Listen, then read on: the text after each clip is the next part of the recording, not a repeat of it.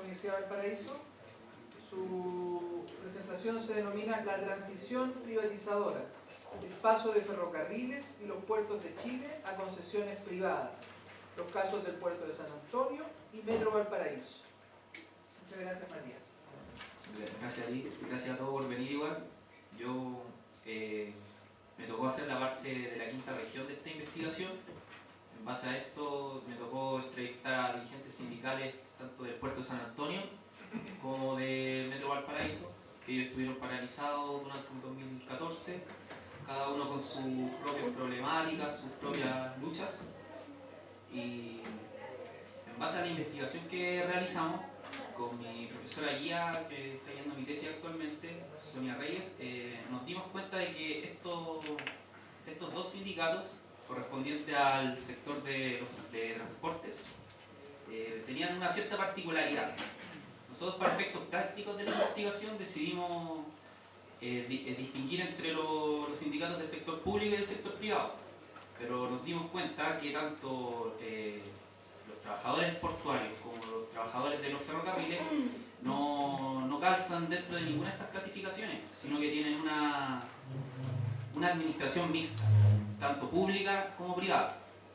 Entonces, en base a esto, con mi profesora fuimos investigando, nos adentramos dentro de esta problemática para poder dilucidar cuáles son la realidad que vive en este sector, ya que no tienen una normativa que los rija, al igual que el sector público. No sé si ustedes saben que ellos no tienen la posibilidad, o sea, no tienen, el Código del Trabajo no los rige a ellos, sino como sector público cada uno han tenido que estatuir sus propias reglas, sus propias normativas para poder hacer frente al empleador, para poder llevar a cabo su huelga.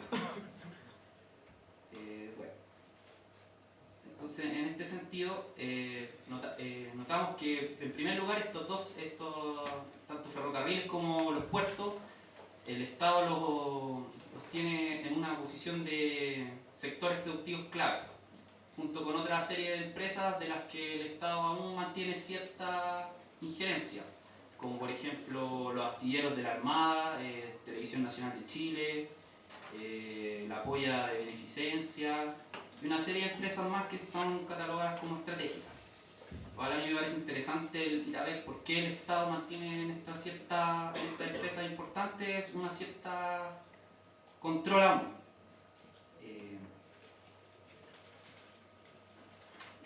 En este sentido, yo fui directamente a las leyes que se promulgaron para realizar esta privatización de estos sectores. Específicamente, para el caso de los portuarios, la ley 19.542, correspondiente a la modernización de los puertos del Estado, la cual fue creada o fue promulgada el año 1997 en el gobierno de Eduardo Frei. Y en esta ley está claramente escrito y explicitado cómo iba a ser el proceso de privatización y de exclusión de los trabajadores tanto del proceso productivo, como quitarle todos los beneficios que ellos habían logrado hasta esa época, y toda la normativa que los regía para poder hacer efectivas sus huelgas. ¿Ya? En este sentido, hay una serie de medidas en la ley portuaria.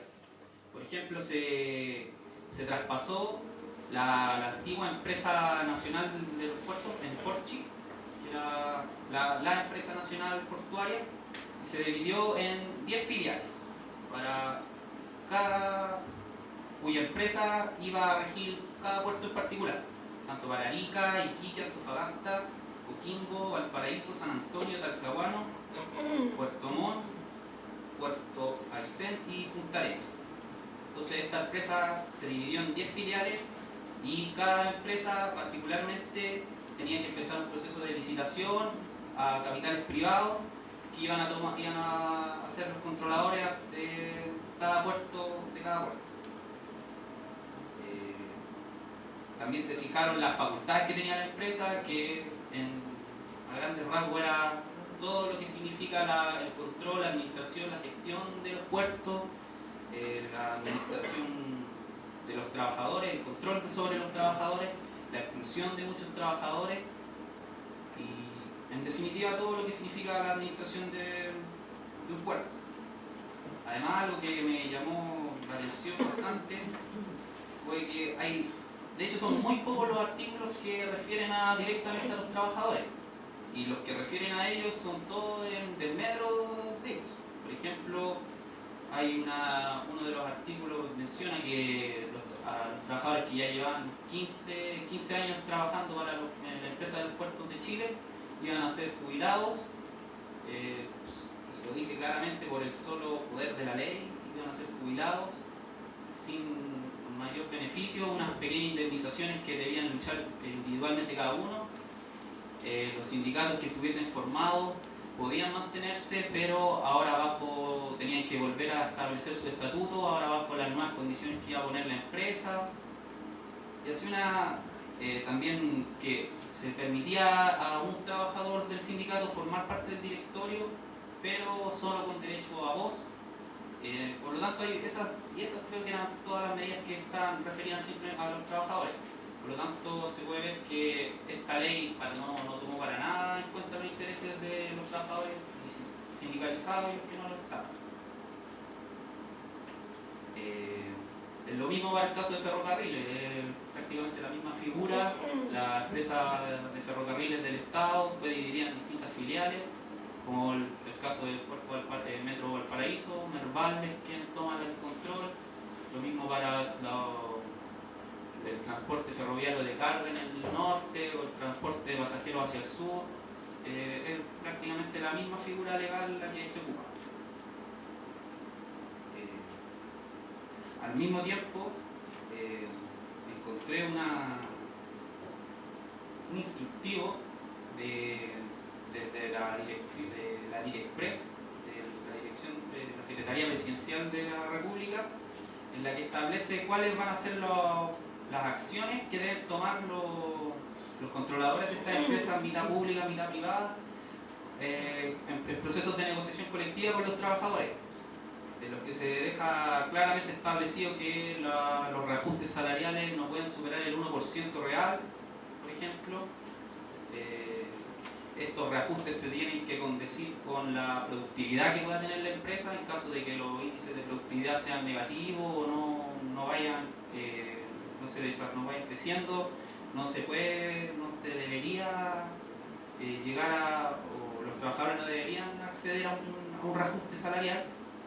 Estos reajustes los debe costear absolutamente la empresa, por lo que ahí se produce un claro choque, ya que la empresa no quiere hacerse cargo de reajuste o de mejorar las condiciones laborales, ya que aluden a que hay mucha deuda histórica que no les pertenecen a ellos, sino que desde hace mucho tiempo atrás, de cuando eran trabajadores estatales, y al mismo tiempo el Estado no se hace cargo de ellos porque ya a través de contratos de concesión ya se desligó de estos trabajadores y lo ve solamente como un conflicto entre privados. Y al mismo tiempo otra serie de medidas, por ejemplo el tema de las remuneraciones según los puestos, establece distintos niveles como de trabajadores a los que dependiendo del puesto, del nivel en la escala organizativa, van a recibir ciertos beneficios, ciertas remuneraciones. Por lo tanto, esto ya está totalmente reglado por ley. Es cosa de empezar a leer todos estos estatutos que ya se han constituido en la legislación chilena. Entendiendo esto, lo hago más que nada como para contextualizar en los casos a los que yo recurrí, que fue el Sindicato de Puerto San Antonio y de Metro Valparaíso, para entender por qué son especiales o estratégicos estos sectores y la importancia que tienen a nivel económico para el país. Ahora ya pasando concretamente a lo que fue esta investigación, fuimos dividiendo con el equipo, se hizo una división de temas sobre los que se fue consultado a los dirigentes sindicales, que refería principalmente a las características del conflicto, un relato de cómo sucedieron los hechos, por qué ellos se fueron a huelga y cómo esto se solucionó finalmente, las relaciones internas y externas que ellos tenían, o tanto internamente como sindicato y como trabajadores, y sus relaciones que podían, los lazos que podían generar con otras organizaciones externas a los trabajadores portuarios. Y finalmente la percepción personal que ellos tenían sobre la institucionalidad chilena, tanto el rol del Estado como la legislación laboral vigente.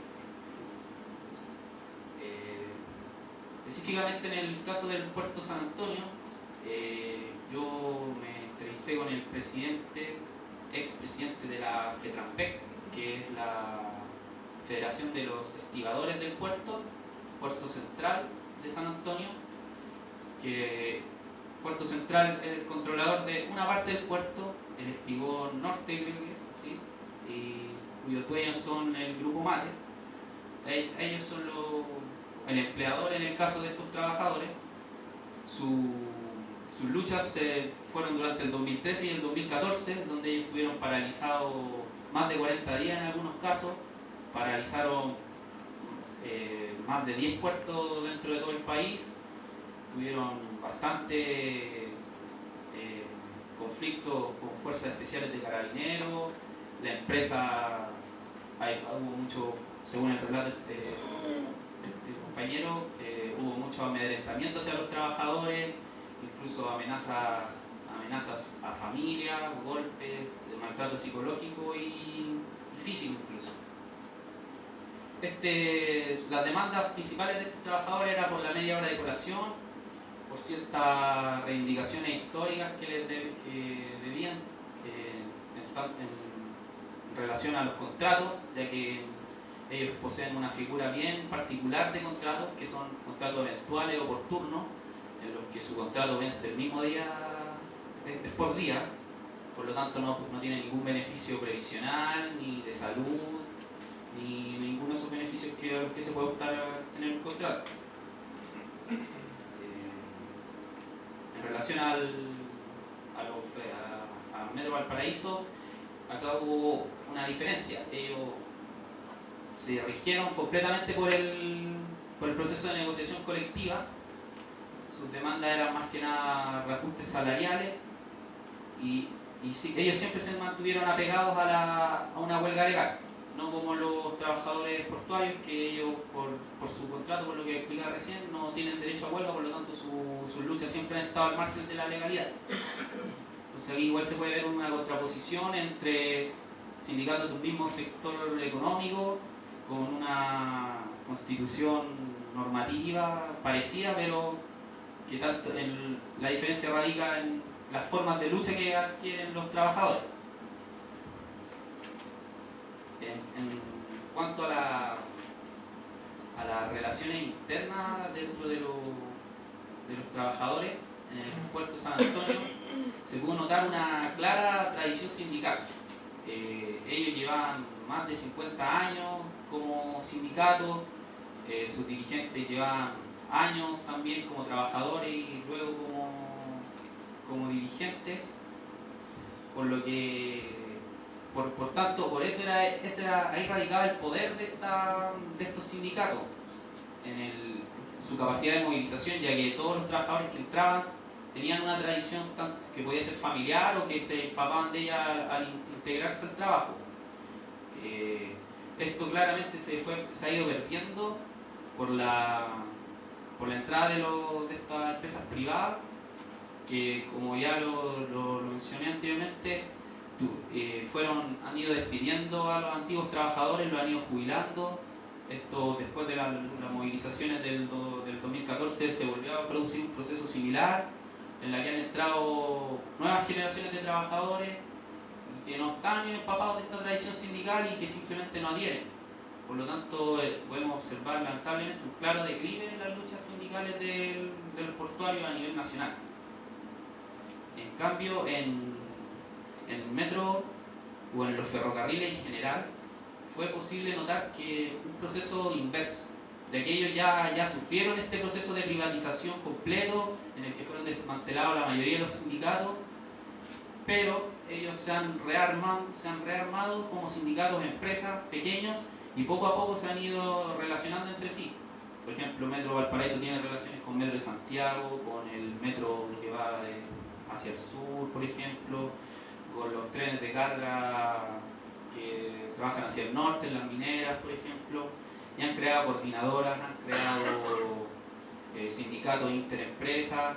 Por lo tanto, ahí podemos ver que pese a haber sido desmantelados estos sindicatos en algún momento, han logrado rearticularse poco a poco y están desarrollando un proceso ascendente de sindicalización.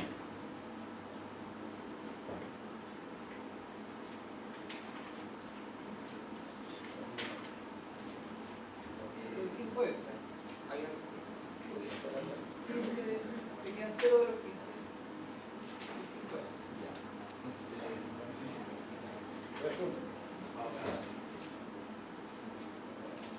Bueno, finalmente en relación a la percepción de la institucionalidad, podemos notar en ambos casos que existe una deslegitimización del Estado, ya que en toda su lucha el Estado siempre estaba presente por esta administración doble que tienen las empresas a las cuales ellos prestan servicio.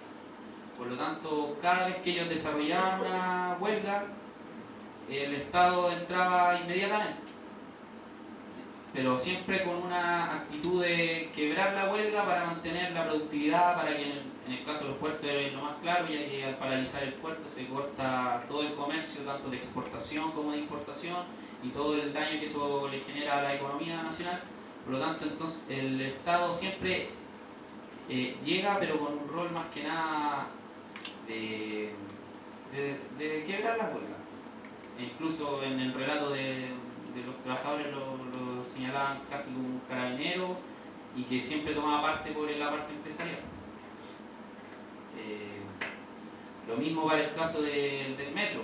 Ellos, pese a llevar un proceso reglado y legal con la empresa, o sea, legal, claro, de negociación colectiva, entró el Estado a través de la Intendencia, de la Gobernación, ya que al paralizar el transporte público generaba un gran daño, ya que no había movimiento, se generaban congestiones en la ciudad. Fueron 4 días los que ellos estuvieron paralizados.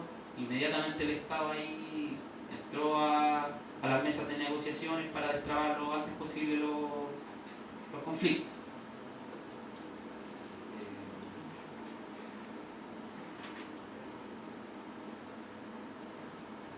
Y eso es más que nada, la intención con esta exposición era como hacer un análisis y en retrospectiva de cómo el proceso privatizador ha afectado a los trabajadores, ya que claramente la entrada de empresas privadas en este sector del transporte ha generado un conflicto, ya que ni la empresa ni el Estado se quiere hacer cargo de estos trabajadores. Finalmente ellos quedan en la desprotección, en la ilegalidad claro, en sus huelgas, en sus peticiones, lo que ha llevado a, como ya explicaba anteriormente, un claro declive, por ejemplo, en los portuarios, que eran una gran fuerza sindical dentro del movimiento acá en Chile, y que recién ahora, del 2013-2014, finalmente lamentablemente han sido quebrados muchos sindicatos, muchas federaciones. Ya los trabajadores en verdad como que están bastante decepcionados en muchos casos por la intervención estatal, la intervención de otros agentes privados. Eso sí, muchas gracias.